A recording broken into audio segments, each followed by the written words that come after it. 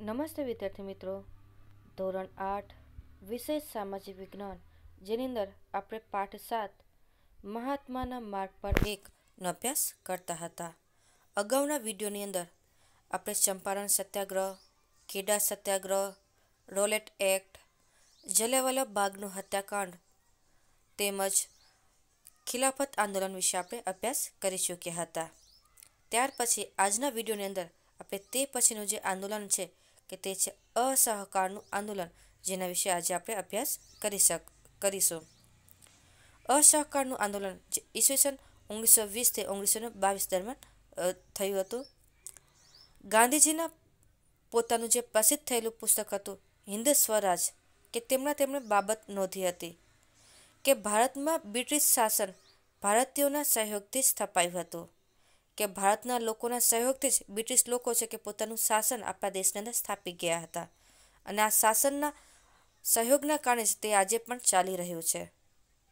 જો ભારતના લોકો પોતાનો સહયોગ પરત લઈ લે તો 1 વર્ષની અંદર જ બ્રિટિશ શાસન સમાપ્ત થઈ જાય અને સ્વરાજની સ્થાપના થઈ જશે. એટલે કે ભારતની અંદર છે બ્રિટિશ લોકો આપણા ભારતીયોના સહયોગથી જ તેઓ શાસન ચલાવી રહ્યા છે. જો આપણે તેમની પાસેથી આપણો જે સહયોગ પરત લઈ લે છે તો 1 વર્ષની અંદર જ આ બ્રિટિશ શાસન છે સમાપ્ત થઈ જશે અને આપણો ભારત દેશ કે સ્વરાજ પ્રાપ્ત કરી શકશે. આ અસહકારના વિચાર પર ગાંધીજીએ આંદોલન શરૂ કર્યું, કે જેની અંદર મુખ્ય 2 પાસાનો સમાવેશ કર્યો હતો. જેમાં પહેલા પાસાની અંદર છે કે સરકારી નોકરીઓ, ધારાસભાઓ, સરકારી શિક્ષણ સંસ્થાઓ, કિતાબો, વિદેશી કાપડ અને માલનો બહિષ્કાર કરવો. કે આપણે જે લોકોને બ્રિટિશ લોકોને જે સહયોગ આપે છે તે સહયોગ જ એમની પાસેથી પરત ખેંચી લઈએ છે તો કે આપણે છે કે જલ્દી સ્વરાજ પ્રાપ્ત કરી શકીશું. તેથી તેમણે કહ્યું કે આપણે બ્રિટિશ કંપનીની અંદર જે સરકારી નોકરીઓ કરે છે તે છોડી દેવી, ધારાસભાની અંદર કેટલાક લોકો જે કાર્ય કરે છે તેમને પણ છોડી દેવું જોઈએ. તે ઉપરાંત સરકારી શિક્ષણની સંસ્થાઓ હતી કે ત્યાં પણ ન જવું અભ્યાસ કરવા માટે. તે ઉપરાંત બ્રિટિશ સરકાર દ્વારા અપાયેલા કિતાબો છે તેમજ વિદેશી કાપડ છે, માલ છે કે તેમનો બહિષ્કાર કરવો, કે જેવી બાબતોને તેમણે પહેલા પાસાની અંદર સમાવેશ કર્યો. ત્યાર પછીનું બીજું પાસું હતું તે છે કે રચનાત્મક પાસાઓ, કે રચનાત્મક પાસાની અંદર વાત કરવામાં આવે તો કે ખાદી, અસ્પૃશ્યતા નિવારણ, હિન્દુ મુસ્લિમ એકતા, દારૂબંધી, સ્વદેશી તથા રાષ્ટ્રીય શિક્ષણનો પ્રસાર કરવાનો હતો. કે રચનાત્મક કાર્યની અંદર છે કે પહેલા પાસાની અંદર છે કે બ્રિટિશ સરકારને જે સહયોગ આપવામાં આવ્યો છે કે તે સહયોગ પરત પાછો ખેંચી લેવાનો હતો. ત્યાર પછીના રચનાત્મક પાસાની અંદર છે કે દરેક દેશના લોકોએ પોતે સ્વનિર્ભર થવું, કે જેની અંદર વિદેશી કાપડનો બહિષ્કાર કરવો અને તેની જગ્યાએ આપણું પોતાનું સ્વદેશી કાપડ ખાદીની બનાવટ કરવી. આપણા દેશની અંદર જે અસ્પૃશ્યતા જે જોવા મળતી કે તેમનું નિવારણ લાવવું, કે જ્ઞાતિના જે ભેદભાવ જોવા મળતા હતા તે દૂર કરવી, હિન્દુ અને મુસ્લિમ લોકોની અંદર એકતા સ્થાપવી. તે ઉપરાંત દારૂબંધી તેમજ સ્વદેશી તથા રાષ્ટ્રીય શિક્ષણનો પ્રસાર કરવા માટે વિવિધ સંસ્થાઓ સ્થાપી અને લોકોએ સ્વદેશી શિક્ષણ મેળવવું તેની હિમાયત કરી હતી. અસહકાર આંદોલનની શરૂઆત મહાત્મા ગાંધીએ કેસરે હિન્દની ઉપાધિ ત્યાગીને કરી હતી. ગાંધીજીને છે કે બ્રિટિશ સરકાર દ્વારા કેસરે હિન્દની ઉપાધિ આપવામાં આવી હતી, અને તેમને આ આંદોલનની શરૂઆત કે તેમને અપાયેલા જે ટાઇટલ દ્વારા છે કે તેમનો ત્યાગ કરી અને તેમણે આ આંદોલનની શરૂઆત કરી હતી. 1921-22માં આંદોલનને વધુ ગતિ મળી. વિદ્યાર્થીઓએ શાળા અને કોલેજો છોડી દીધી. જે સરકારી જે શાળાઓ હતી તે વિદ્યાર્થીઓએ છોડી દીધી. મોતીલાલ નહેરુ, શ્રી રાજગોપાલાચારી અને અસફ અલી જેવા ઘણા વકીલોએ પણ આ વકીલાતનો ત્યાગ કરી દીધો. મોટાભાગના ચૂંટાયેલા સભ્યોએ ધારાસભાઓ અને સ્થાનિક સ્વરાજની સંસ્થાઓમાંથી રાજીનામા આપી દીધા હતા. આ રીતના છે કે તમામ લોકો છે કે તેઓ આ બ્રિટિશ સરકારને છે અસહયોગ આપવા લાગ્યા. કેટલાક સરકારી કર્મચારીઓએ નોકરીનો ત્યાગ કર્યો. લોકોએ ઠેર ઠેર વિદેશી કાપડની હોડીઓ પ્રગટાવી અને દરેકના ઘરે ઘરે રેડિયો ગુસ્તો કર્યો. આપણે આગળ વાત કરી કે અસહકાર આપીશું. ગાંધીજીએ તેમના પુસ્તકની અંદર જ વાત કરી હતી કે આપણે સહયોગ દ્વારા જ આપણે દેશની અંદર બ્રિટિશ લોકો શાસન કરે છે. આપણે જો એને જે સહયોગ આપવો છે તે તરત પાછો ખેંચી લેશું, એટલે કે એને અસહયોગ કરશું, અસહકાર આપશું તો કે છે કે આપણે જલ્દી સ્વરાજ પ્રાપ્ત કરી શકીશું. તેથી તમામ લોકોએ આ આંદોલન હેઠળ ત્યાં તમામ અસહકાર આપવાનું શરૂ કર્યો. સ્વદેશીનો પ્રચાર થયો. તેના માટે સ્વદેશી શિક્ષણ માટે કાશી વિદ્યાપીઠ, બિહાર વિદ્યાપીઠ, જામિયા મિલિયા ઇસ્લામિયા તેમજ ગુજરાત વિદ્યાપીઠ જેવી આવી રાષ્ટ્રીય સંસ્થાઓની સ્થાપના થઈ અને દેશની અંદર છે આ રીતના સ્વદેશી અભિયાન શરૂ થયું. મહાત્મા ગાંધી હિંસક આંદોલનની વિરુદ્ધમાં હતા. આપણે આગળ પણ વાત કરી કે ગાંધીજી છે કે સત્ય અને અહિંસાના માર્ગ પર ચાલનારા હતા, કે તે બ્રિટિશ સરકારનો વિરોધ પર અહિંસાથી કરતા હતા. તેમની હિંસક પ્રવૃત્તિઓ બિલકુલ પસંદ નહોતી. કે જ્યારે આ અસહકારનું આંદોલન ચાલી રહ્યું હતું તે સમયગાળા દરમિયાન ઈસવીસન 1922ની અંદર ખેડૂતોના એક ટોળાએ ગોરખપુર જિલ્લાના ચોરીચોરાનું પોલીસ સ્ટેશન છે જે ઉત્તર પ્રદેશની અંદર આવેલું છે. આ ચોરીચોરાના પોલીસ સ્ટેશન ઉપર હુમલો કરી અને આગ લગાડી દીધી, કે જેની અંદર 22 જેટલા પોલીસો જીવતા સળગી ગયા હતા. અને આ બાબતનો વિરોધ ગાંધીજીએ કર્યો, જેના કારણે જે તેમણે અસહકારનું જે આંદોલન ચલાવ્યું હતું તે એકાએક પાછું ખેંચી લીધું. તેનું પાછળનું મૂળ કારણ તો ખેડૂતોના એક ટોળાએ જે હિંસક પ્રવૃત્તિ કરી હતી કે પોલીસ સ્ટેશને જે આગ લગાડી અને 22 જેટલા પોલીસ કર્મચારીઓને બાળીને ખાક કરી દીધા હતા, કે તેના કારણે તેમણે આ આંદોલન પાછું લેવું પડ્યું હતું. આ ખેડૂતો બેકાબૂ થયા ન હતા છતાં તેના શાંતિપૂર્ણ સરઘસ પર પોલીસોએ ગોળીઓ ચલાવી હતી. આંદોલન એકાએક પાછું ખેંચી લીધું. ખેડૂતો ઘણા બધા હતા કે જેઓ બેકાબૂ નહોતા થયા, તેમ છતાં પણ તેમનું પર છે કે આ બ્રિટિશ પોલીસો દ્વારા છે કે ગોળીઓ ચલાવવામાં આવી હતી. અને આ રીતના ગાંધીજીએ અસહકારનું આંદોલન છે કે પાછું લઈ લીધો. અસહકારનું આંદોલન સમાપ્ત કરીને ગાંધીજીએ ગ્રામીણ વિસ્તારમાં રચનાત્મક કાર્ય કરવા પર ધ્યાન આપ્યું. આંદોલન તેમણે પાછું ખેંચી લીધું હતું. ત્યાર પછી તેમણે વિચાર્યું કે તેમણે તમામ ગ્રામીણ વિસ્તારની અંદર જઈ અને આ રચનાત્મક કાર્ય હતા કે તેના પર વધારે ધ્યાન આપવું જોઈએ, કે દરેક ગામની અંદર છે આવા રચનાત્મક કાર્યો કરવા જોઈએ. 20ના દશકાની મધ્યની અંદર ગ્રામ્ય વિસ્તારની અંદર કરવામાં આવેલા આ સામાજિક કાર્યોના વળતર રૂપે ગાંધીવાદીઓને પોતાનું લોકમત ફેલાવવામાં મદદ મળી, કે ઠેર ઠેર ગામડે છે કે આ રચનાત્મક કાર્યો કરવાને લીધે દરેક ગામના લોકો સુધી છે કે આ ગાંધીવાદી વિચાર પહોંચ્યો અને તેમને ગાંધીજીનો લોકોએ ટેકો પણ આપ્યો. તેમના કારણે ભારતીય કમ્યુનિસ્ટ પાર્ટી અને રાષ્ટ્રીય સ્વયંસેવક સંઘ RSની સ્થાપના પણ થઈ. કે આ અસહકારના આંદોલન દરમિયાન જ આ લોકો ગામ સુધી આ રચનાત્મક કાર્યો પહોંચાડવાને લીધે કે તેમના કારણે બે સંસ્થા સ્થપાઈ, એક ભારતીય કમ્યુનિસ્ટ પાર્ટી અને રાષ્ટ્રીય સ્વયંસેવક RSની સ્થાપના થઈ. આ સમયગાળાની મહત્વ ઘટના કહી શકાય.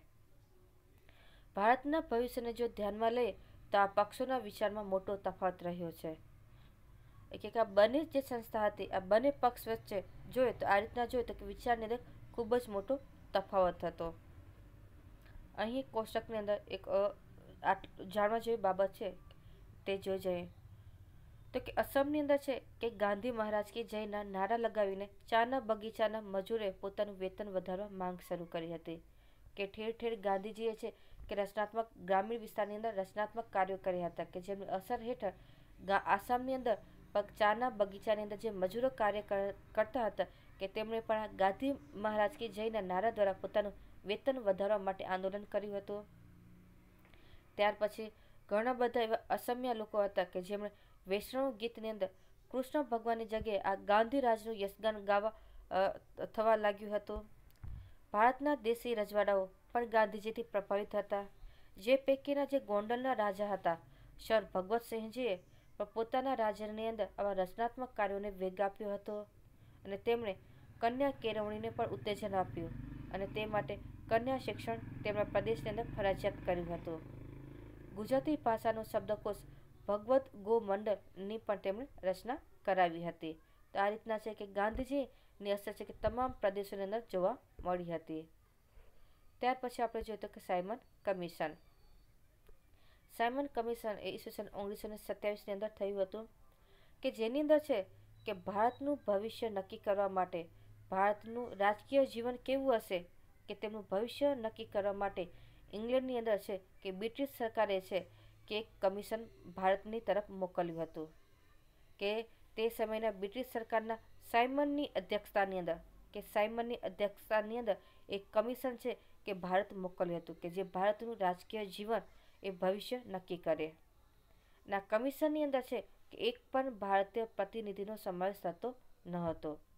અને તેમના આ નિર્ણયથી ભારતની અંદર ખૂબ જ અસંતોષ પેદા થયો, કેમ કે ભારતનું ભવિષ્ય નક્કી કરવા માટે તેઓ બ્રિટિશ એટલે કે ઇંગ્લેન્ડની અંદર બ્રિટિશ સરકાર છે કે બ્રિટિશ લોકો પોતાનું છે કે ટીમ બનાવી હતી. એ કમિશનની અંદર એક પણ ભારતીય વ્યક્તિ હતો નહીં. તેથી આ કમિશનનો છે કે દરેક ભારતીયોએ વિરોધ કર્યો.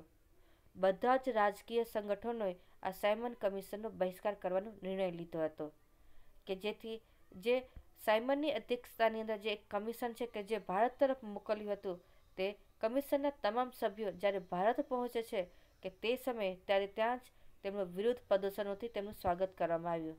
તમે ઉપરના ચિત્રની અંદર પણ જોઈ શકો છો કે આ રીતના છે કે પ્રદર્શન રેલી કાઢવામાં આવી અને તે સમયે પ્રદર્શનકારીઓએ નાડ્યું હતું સાયમન ગો બેક, કે કેમ કે આ સાયમન કમિશનની અંદર છે કે ભારતનું ભવિષ્ય નક્કી કરવામાં આવતું હતું, પણ તેની અંદર ટીમની અંદર એક પણ ભારતીય પ્રતિનિધિ ન હતો. તેના કારણે ત્યાંથી જ તેમને સાયમન ગો બેકના નારા દ્વારા કે તેમનો આ રીતના વિરોધ જતાવવામાં આવ્યો હતો.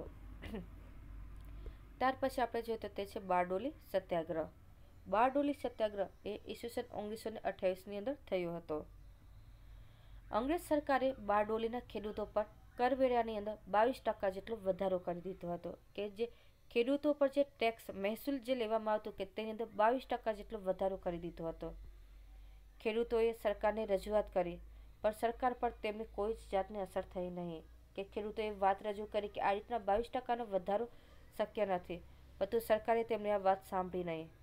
છેવટે ખેડૂતોએ નક્કી કર્યું કે આપણે આના પર સત્યાગ્રહ કરીએ, આંદોલન કરીએ. અને વલ્લભભાઈએ આ આંદોલનની આગેવાની સ્વીકારી કે બારડોલી સત્યાગ્રહના આગેવાન તો વલ્લભભાઈ પટેલ રહ્યા. અને આંદોલન શરૂ થયું કે વલ્લભભાઈ પટેલની સાથે રવિશંકર મહારાજ અને જુગતરામ દવે જેવા પણ કાર્યકર્તાઓ તેમની મદદે આવ્યા, જેમના કારણે કે ખેડૂતો નિર્ભર બન્યા અને કાયદાઓનો ભંગ કરવા લાગ્યા. તે સમયે આ સત્યાગ્રહ દરમિયાન વલ્લભભાઈ પટેલે જુસ્સાદાર ભાષણોથી ખેડૂતોની અંદર હિંમત દાખવી હતી.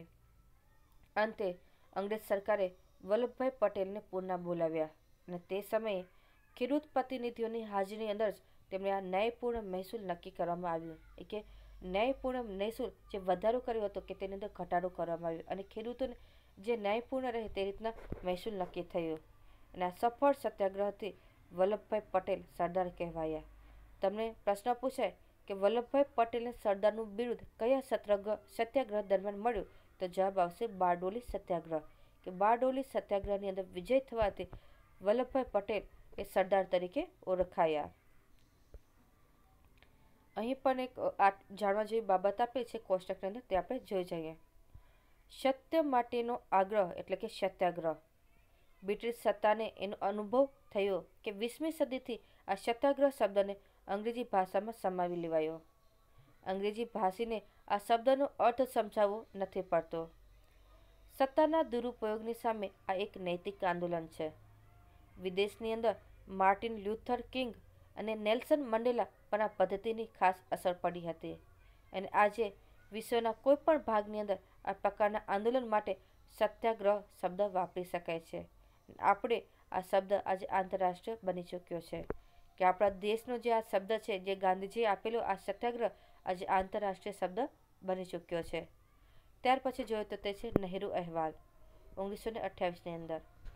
ભારતના બધા રાજકીય પક્ષોના પ્રતિનિધિઓની બનેલી એક સર્વપક્ષીય પરિષદ ફેબ્રુઆરી 1928ની અંદર દિલ્હી ખાતે મળી હતી. તેને ભારતનું બંધારણ ઘડવા મોતીલાલ નહેરુના અધ્યક્ષપદે એક સમિતિ નિમી હતી. કે ભારતનું બંધારણ ઘડવા માટે મોતીલાલ નહેરુના અધ્યક્ષપદે એક સમિતિ નિમવામાં આવી હતી. તેને બધા જ પક્ષોને અનુકૂળ આવે તો બંધારણીય મુસદ્દો તૈયાર કર્યો હતો. કે આ મોતીલાલ નહેરુના અધ્યક્ષસ્થાને મળેલી મિટિંગની અંદર તમામ પક્ષોને અનુકૂળ આવે તેવા બંધારણીય મુદ્દા તૈયાર કર્યા હતા, જે નહેરુ અહેવાલ તરીકે જાણીતા થયા છે.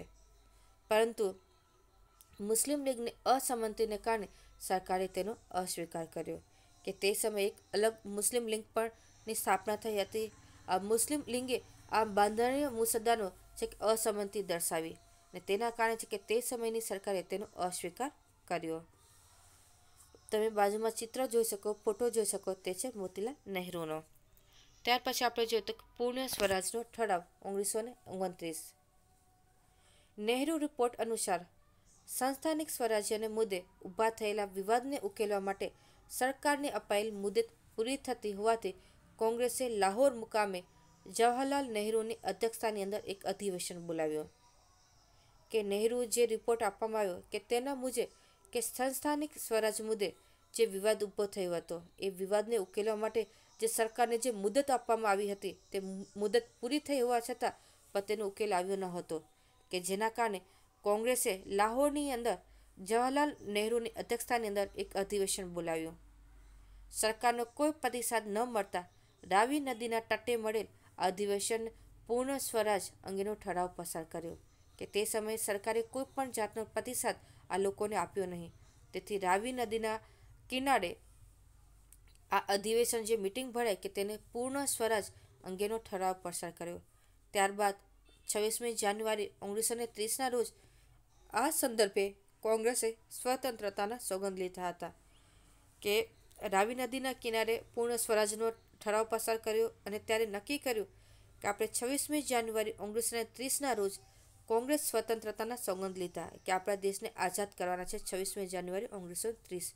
અને આ બનાવની યાદની અંદર સ્વતંત્ર ભારતના બંધારણને એ જ તારીખે અમલમાં મૂકવામાં આવ્યું હતું કે આપણો દેશ આઝાદ થઈ ગયો એના પછી બંધારણનો જે અમલ છે કે આ 26મી જાન્યુઆરીના દિવસે જ કરવામાં આવ્યો. મહાત્મા ગાંધીજીએ 1924ની અંદર બેલગાંવ કોંગ્રેસ અધિવેશનમાં એક વખત પ્રમુખ બન્યા હતા. આ એક જાણવા જેવી બાબત છે કે જે આપણને આપેલી છે કે જે કોંગ્રેસ અધિવેશનની અંદર એક વખત ગાંધીજી પણ પ્રમુખ બન્યા હતા, જે 1924ની અંદર બેલગામની અંદર જે અધિવેશન ભરાયું હતું તેની અંદર થયા હતા. વિદ્યાર્થી મિત્રો, અહીં આપણો જે 7મો પાઠ છે કે તે પૂર્ણ થાય છે. Thank you.